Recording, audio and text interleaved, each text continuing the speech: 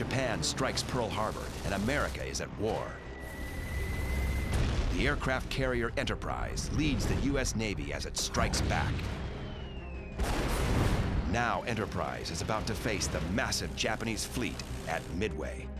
The main force of Japanese ships headed toward Midway include 4 aircraft carriers, 7 battleships, 150 support ships, 248 carrier aircraft, and some 15 submarines. The American Armada is substantially smaller: 3 aircraft carriers, 50 support ships, 233 carrier aircraft, 127 land-based aircraft on Midway Island, and 8 submarines, outnumbered nearly 2 to 1. 6 months after Pearl Harbor, this is all that is left of America's Navy.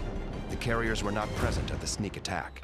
The Japanese realize U.S. Navy aircraft carriers are still out there and are still dangerous. So what we need to do is get rid of their aircraft carriers and then set up one more outpost further out into the Eastern Pacific. Dawn, June 4th, 1942. USS Enterprise floats near the exact center of the Pacific. A force of 109 Japanese aircraft appear over the atoll.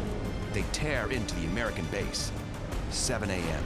Reports of the attack on Midway reach the Enterprise. The flyers scramble to prepare for their launch. They'll have to fly nearly 2 hours to reach the Japanese ships. The Japanese carriers are hit by bombers. I aimed at the big red circle at the front. Enterprise's first attack on the Japanese fleet is breathtaking. The outnumbered flyers of Enterprise have wreaked havoc on the Imperial aircraft carriers.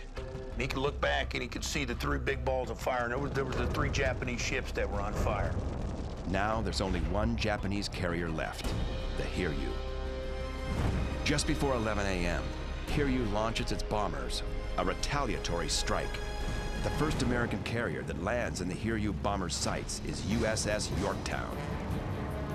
And 3 bombs make direct hits on Yorktown's flight deck. At mid-afternoon, a second wave of bombers arrives from the Hiryu. 2 of the torpedoes score direct hits on Yorktown's port side. The listing deck is a serious problem for Yorktown's flyers. The angle means the Yorktown's aircraft have no place to land. There's only one hope for the stranded flyers of Yorktown: the deck of Enterprise. But there's one more enemy carrier out there. After more than an hour in the air, the dive bombers from Enterprise and Yorktown come in range of Hiryu. When Cleese dives, it's a direct hit. The bow of Hiryu is torn apart. Fire spreads below decks. The Japanese Navy chooses to sink her. Admiral Yamamoto's plan to trap the American carriers has backfired spectacularly. In a single battle, 4 Japanese carriers are sunk.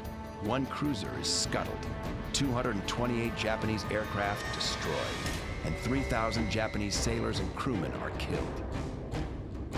Although the American losses include 1 destroyer and the carrier Yorktown, it is the most surprising victory in the annals of U.S. naval warfare. The epic naval clash off Midway Island changed the face of the Pacific War. It proved that America could not only fight back, it could win. Admiral Yamamoto and the Japanese High Command are shaken. They have awoken the giant and felt its wrath. Young people in large numbers came out and joined what became known as the Red Guards. These largely terroristic organizations were used to publicly humiliate, assault, and in some cases, even murder political enemies of Mao and the Communist Party.